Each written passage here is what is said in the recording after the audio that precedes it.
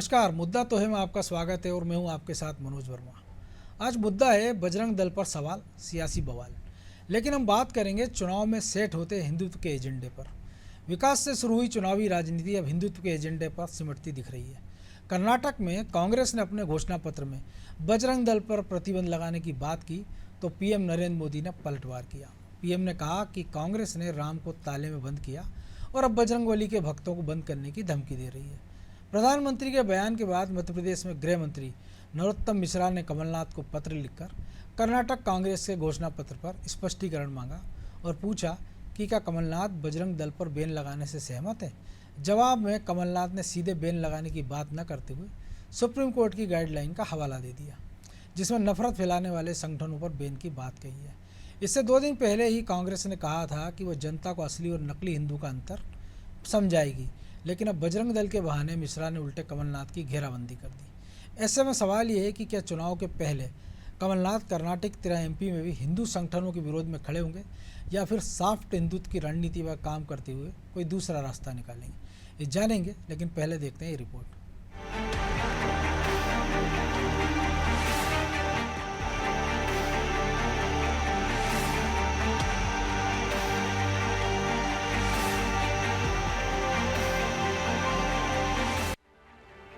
कर्नाटक के चुनावी घमासान ने मध्य प्रदेश में भी चुनावी माहौल बना दिया है। कर्नाटक में कांग्रेस ने बजरंग दल की तुलना पीएफआई से करते हुए अपने घोषणा पत्र में बजरंग दल को बैन करने का वादा किया है। कांग्रेस के इस कदम पर पीएम नरेंद्र मोदी ने कहा है कि कांग्रेस ने राम को ताले में बंद कर दिया था, अब बजरंगबली के भक्तों को ताले में बंद करने की योजना है। प्रधानमंत्री ने ये कहकर एक तरह से हिंदुत्व का एजेंडा सेट कर दिया है, जिसकी प्रतिध्वनि मध्य प्रदेश में भी सुनाई दी है। गृह मंत्री नरोत्तम मिश्रा ने कमलनाथ को पत्र लिखकर पूछा है कि कर्नाटक में कांग्रेस ने जो घोषणा पत्र जारी किया है उसमें उसने बजरंग दल की तुलना पीएफआई से की है। कमलनाथ को स्पष्ट करना चाहिए वो घोषणा पत्र के साथ है या नहीं। अब स्पष्ट करें आदरणीय कमलनाथ जी, जो कर्नाटक में कांग्रेस ने अपना घोषणा पत्र जारी किया है, दृष्टि पत्र जारी किया है, मैनिफेस्टो जारी किया है, उसमें बजरंग दल की तुलना पीएफआई से की है। कभी इनके मंत्री बोको हराम से कर देते हैं। अब कमलनाथ जी बताइए कि आप इनके साथ हैं या नहीं है। कांग्रेस ने जो घोषणा पत्र जारी किया है उसमें अपनी स्थिति को आप स्पष्ट करो। गृह मंत्री के बयान पर कमलनाथ ने कहा है कि सुप्रीम कोर्ट की गाइडलाइन है, जो भी संगठन समाज में नफरत फैलाने का काम करते हैं उन पर प्रतिबंध लगाना चाहिए। देखिए, सुप्रीम कोर्ट ने कहा है कि ये तो सुप्रीम कोर्ट ने कहा है, कई दफे कहा है, आज नहीं कल ने कहा कि जो भी ऐसी संस्थाएं और व्यक्ति हैं जो सामाजिक विवाद पैदा करती है उन पर कड़ी कार्रवाई होनी चाहिए। ये किसी को टारगेट नहीं करना, ये है कि जो भी अपने समाज में विवाद या नफरत की बात करते हैं, किसी भी संस्था का हो, कहीं का भी व्यक्ति हो, सुप्रीम कोर्ट ही कहती है इस पर कड़ी कार्रवाई करनी चाहिए। कमलनाथ के बयान पर पलटवार करते हुए भाजपा प्रदेश अध्यक्ष वीडी शर्मा ने कहा है कि सुप्रीम कोर्ट की गाइडलाइन के बाद कमलनाथ को बजरंग दल और हिंदू संगठन ही नजर आते हैं। उन्हें कभी पीएफआई और सिमी जैसे संगठन नजर क्यों नहीं आते। उधर सीएम शिवराज सिंह चौहान ने श्री रामचरितमानस की चौपाई सुनाते हुए कहा है कि कांग्रेस की मति मारी गई है। जाको प्रभु दारुण दुख देही, बाकी मति पहले हर लेही। कांग्रेस की मति मारी गई है। बजरंग दल पर प्रतिबंध लगाने की बात करते हैं। वो बजरंग दल जो प्रखर राष्ट्रवादी संगठन है, वो बजरंग दल जो आतंकवाद का विरोध करता है, लव जिहाद का विरोध करता है, सामाजिक सेवा सहित देशभक्ति के भाव, अपने धर्म और संस्कृति के प्रति स्वाभिमान का और जागरण का भाव पैदा करता है, उसकी तुलना पीएफआई से, आतंकवादी संगठन से। ये वही कांग्रेस जो अयोध्या में भगवान राम के मंदिर के निर्माण का विरोध करती थी, ये वही कांग्रेस जिनने राम सेतु को काल्पनिक कहा था, ये वही कांग्रेस जो मौका मिलते ही हिंदुत्व का विरोध करती है, आज उसका चेहरा पूरी तरह से बेनकाब हो गया है।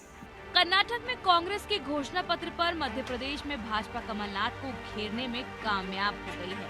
घोषणा पत्र के समर्थन में दिग्विजय सिंह ने तो खुलकर ट्वीट किया है कि वो भी सीएम रहते बजरंग दल पर बैन लगाना चाहते थे, लेकिन कमलनाथ ने सुप्रीम कोर्ट का उल्लेख करके मामले को डाइवर्ट करने की कोशिश की है।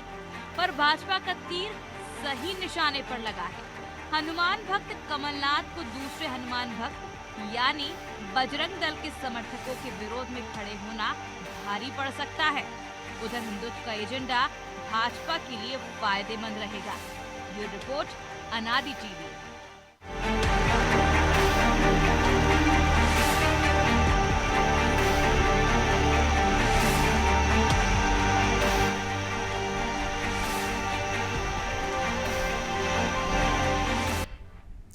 तो इसी मुद्दे पर चर्चा करने के लिए हमारे साथ जुड़ गए वरिष्ठ बीजेपी नेता चेतन सिंह और कांग्रेस प्रवक्ता धर्मेंद्र शर्मा।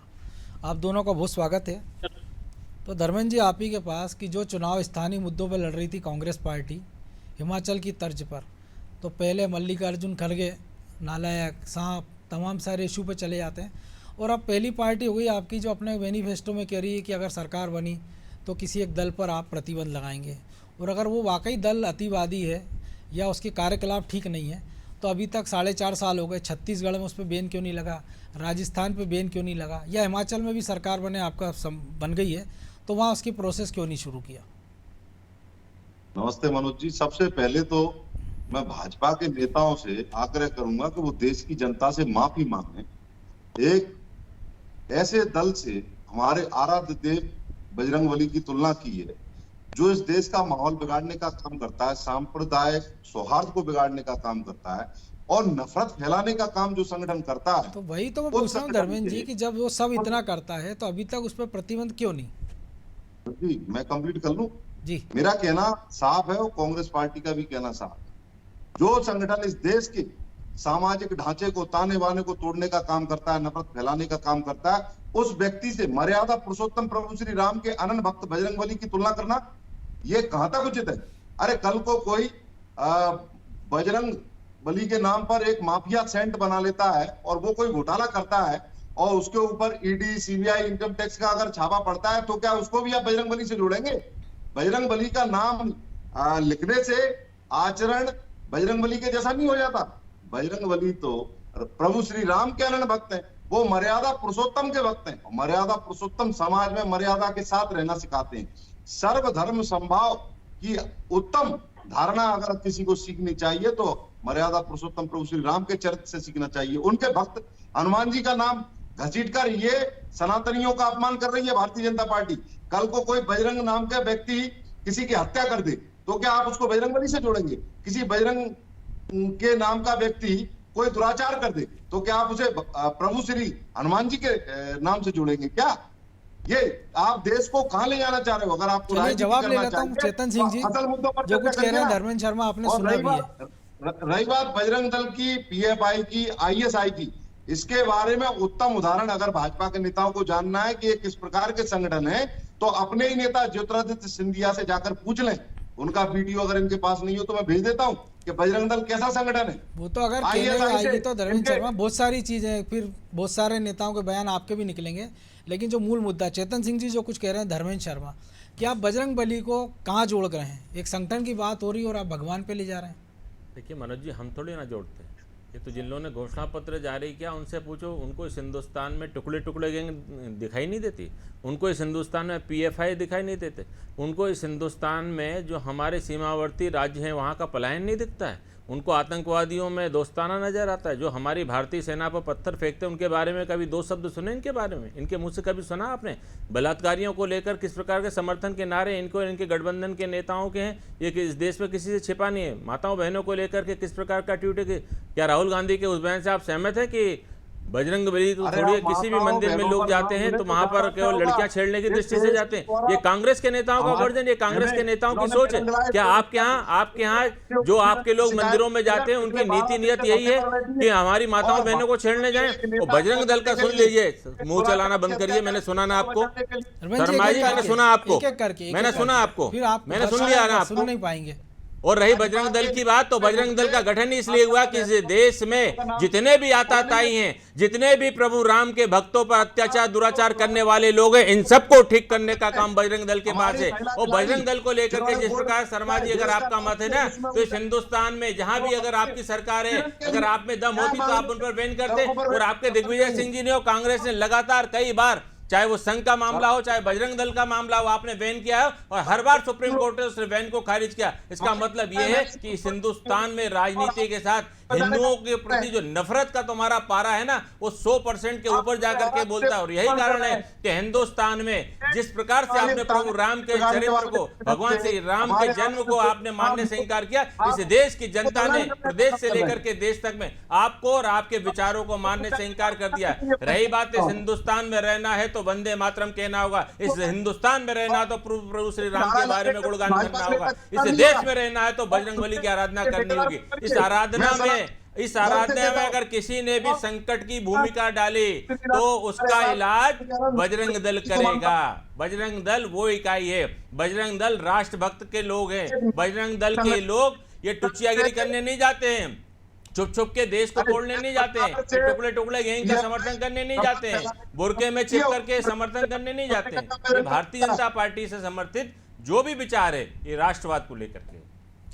जी धर्मेंद्र जी, सरदार तो आपके मुख्य संगठन आरएसएस को ही बैन लगा दिया था। सरदार पटेल बेन तो लगाना अलग बात है, लेकिन वो बेन चला नहीं ना सुप्रीम कोर्ट में, वो खारिज हो गया। चलिए मैं आऊँगा धर्मेंद्र जी आपके पास। जितेंद्र चौहान जी जुड़ गए, वीप नेता है हमारे साथ। जितेंद्र जी, आखिर विवाद क्यों? पीएफआई और बजरंग दल की तुलना की रही है और मामला बजरंग बली तक जा पहुंचा है। जी, विवाद का मुख्य कारण कांग्रेस है, क्योंकि उन्हें कर्नाटक में कहीं ना कहीं चूंकि चुनाव है और उनको एक धर्म विशेष के वोट चाहिए, और खास तौर से कट्टरपंथी उस समाज के जो लोग हैं उनको खुश करने के लिए ही उन्होंने पीएफआई जैसे एक आतंकवादी संगठन जिससे पूरे देश में रोक लगी हुई है, जो इसके अनाधिकृत केस जिसपे एनआईए की जांच चल रही है, उस संगठन के साथ धर्मेंद्र जी आपके पास आऊंगा। कर रहे हैं बजरंग दल जी, विरोध है। आवाज आ रही है सर मेरी? जी जी बिल्कुल आ रही जितेंद्र जी। इसमें उसको प्रतिबंध लगा हुआ है और उस संगठन से तुलना कर रहे हैं बजरंग दल की। बजरंग दल कौन संगठन है?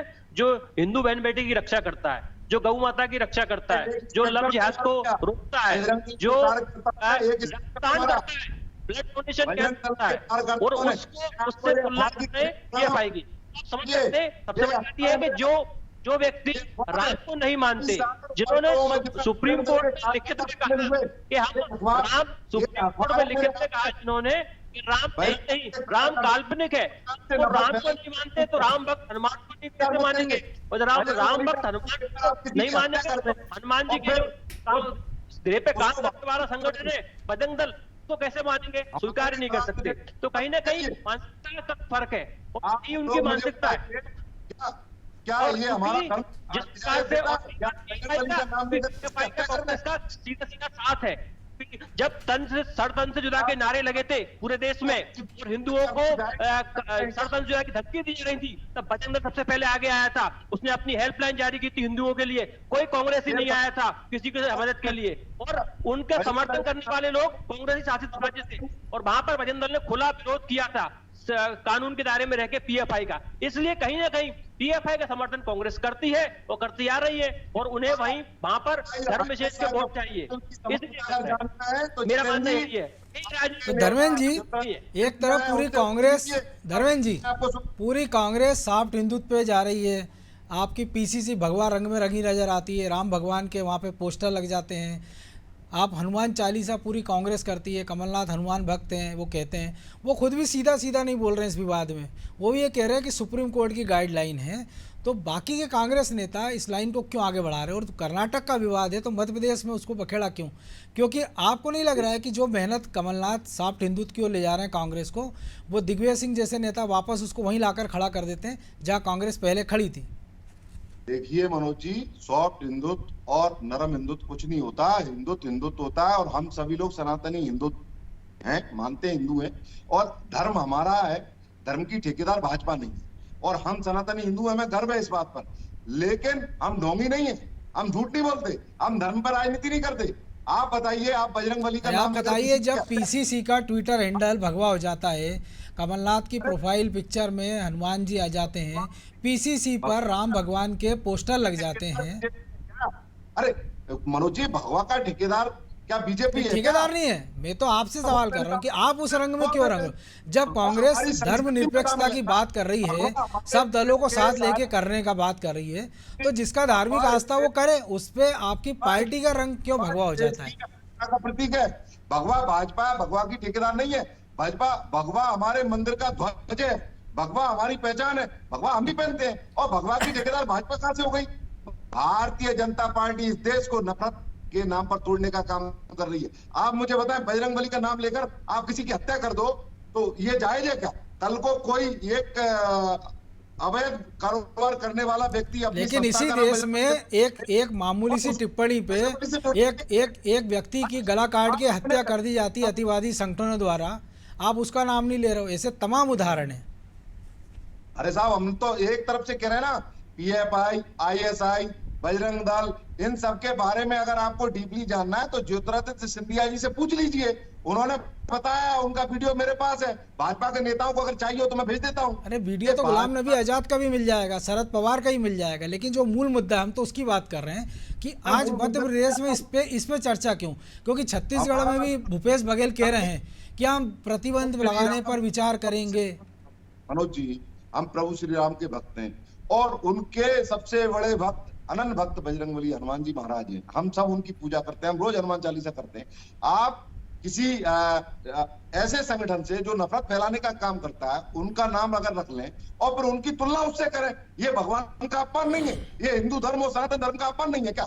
भाजपा के नेताओं को माफी मांगना चाहिए सरेआम, पूरे देश से माफी मांगना चाहिए। आप एक नफरती संगठन से हमारे आराध्य देव को कैसे जोड़ सकते हैं? कल को बजरंग दल का कोई कार्यकर्ता किसी की हत्या कर दे तो आप उसको हनुमान जी से जोड़ेंगे क्या? किसी दुराचार में अगर पकड़ा जाए तो उसे हनुमान जी से जोड़ेंगे क्या? बजरंग दल के कितने सारे कार्यकर्ताओं पर ये अखबारों में कटिंगें रखी हैं, किसी पे बलात्कार का मुकदमा लगा, किसी पे हत्या का मुकदमा लगा। क्या क्या कहना चाहते हैं आप? हमारे भगवान से जोड़ेंगे इन सब चीजों को? जवाब ले लेता हूँ चेतन जी। मनोज जी, जब प्रभु श्री राम के बारे में ये सर्टिफिकेट मांगा गया कि उनका जन्म हुआ कि नहीं, सुप्रीम कोर्ट में एफिडेविट दिया, तब कांग्रेस कहाँ चली गई थी? इसी चिदंबरम ने भरी हुई सदन में कहा था भगवा आतंकवाद, तब कांग्रेस कहाँ चली गई थी? अरे शर्मा जी, ये फर्जीपना बंद करो। अगर इतना ज्यादा प्रेम है तो जाकर के सही रास्ते पर चले जाइए ना। किसने रोका है आपको? और जिस भगवा की बात करते हो, जिस भगवा आजादी की बात करते हो, वो तो तुम्हारे डीएनए में ही नहीं है। अगर तुम्हारे डीएनए में है भगवा तो बोल के दिखाते। जब जम्मू कश्मीर में हमारी माताओं बहनों के साथ जो दुराचार हुआ है, एक कांग्रेसी नेता का वर्जन नहीं है। प्रभु श्री राम के मंदिर के निर्माण को लेकर के किस तरह के वक्तव्य आपके आते थे? किस तरह की बातें आप लोग करते हो? इसी धरती पर हिंदू और हिंदुत्व को लेकर के दिग्विजय सिंह जी ने क्या कहा? ये नफरत फैलाने वाला धर्म है, ये आत्मसात करने के लायक धर्म नहीं है। अब क्यों आवाज बदल गई? आवाज इसलिए बदल गई क्योंकि हिंदुत्व ने बता दिया अपनी ताकत में कि अगर हिंदुत्व से नफरत करोगे तो इस देश में रहने के लायक नहीं छोड़ेंगे। अब तो सबकी भाषा बदल गई। और अगर आपको लगता है सर्वधर्म समभाव, तो अभी ईद का त्योहार निकला है, क्यों नहीं पीसीसी पे आपने ईद के झंडे लगवाए? क्यों नहीं ईद के आपने बिनाई लगवाए? क्यों नहीं आदरणीय कमलनाथ जी के पोस्टर लगाए? आपको वो भी करना चाहिए था ना। क्यों बाबा महाकाल अब आपको नजर आते हैं? बाबा महाकाल की जरूरत आपको तब पड़ती जब चुनाव चल करके आते हैं। अच्छा, मैं आपसे दूसरी चीज पूछना चाहता हूं कि कर्नाटक के घोषणा पत्र में लाने की ऐसी क्या आवश्यकता थी? अगर आप में हिम्मत थी तो अगर राजस्थान में आपकी सरकार है आप लगा करके बताते, छत्तीसगढ़ में आपकी सरकार है आप लगा के बताते, हिमाचल में आपकी सरकार है आप लगा करके बताते। अरे भैया, वोटों की खातिर कितना गिरोगे? और ये जिनके लिए कर रहे हो ना, ये वो भी समझ गए। अब इस देश का मुसलमान आपके धोखे में नहीं आने वाला। माफ करना, इस देश का मुसलमान राष्ट्रवादियों के साथ चलना सीख गया है, और यही कांग्रेस के डाउन होने का कारण है। और इसीलिए कांग्रेस अपने वोट बैंक पे गिरती हुई असल मुद्दों पर बात क्यों नहीं करते? आपको हर पल हर कदम पर अपना चेंज करना पड़ रहा है। शर्मा जी, कहने से ब्राह्मण नहीं हो जाते। ब्राह्मण का ब्राह्मणत्व होना चाहिए अपने आप में। समझ गए ना? रहने के बाद भी बजरंग दल की आप इस तरह से बुराई करते हो। किस तरह की बुराई करते हो आप? भगवान परशुराम को लेकर के बात नहीं कर रहे। एक बार भी करो भगवान परशुराम जिंदाबाद, कहिए भगवान परशुराम की जय। क्यों नहीं बोल रहे हो? और आप बजरंग दल पे बैन करने की वकालत कर रहे हो।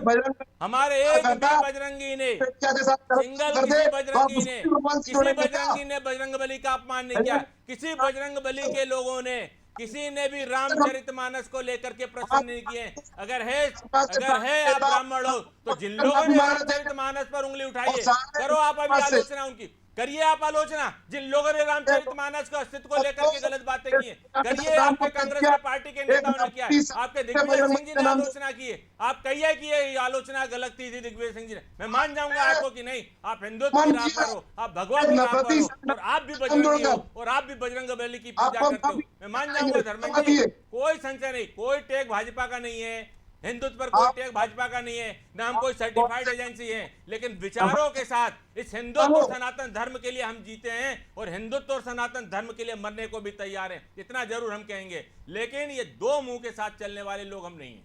ये हमारे से नहीं होगा कि जहां वोट चाहिए भाईजान, जहां वोट चाहिए रमजान, जहां वोट चाहिए फिर कुछ और नहीं। अगर हमने अल्पसंख्यक बंधुओं में भी काम किया है तो अपने विचार के साथ काम किया है, हम उनको भी जोड़ना चाहते हैं, तो राष्ट्रवाद से जोड़ना चाहते हैं। और आपने हिंदुस्तान में अलगाववाद के विचार पैदा किए, और मैं गर्व के साथ कह सकता हूं कि 10 साल की हमारी सरकार ने अल्पसंख्यकों में राष्ट्रवाद पैदा किया है। उनको इस राष्ट्र से मोहब्बत है। अब कोई पाकिस्तान जाने की बात नहीं करता है, अब वो कहते हैं हम जिएंगे यहीं तो मरेंगे भी हम यहीं। और आपके समय क्या होता था? पाकिस्तान जिंदाबाद, पाकिस्तान जिंदाबाद। ये आपकी सरकार का डीएनए है, ये आपकी सरकार का उद्घोष था, ये आपकी सरकार का पाकिस्तान जिंदाबाद का संरक्षण था। जी धर्मेंद्र भाई, जवाब ले लेता हूँ धर्मेंद्र जी। भैया आप मुझे बताइए, आपको क्यों नहीं कहता है?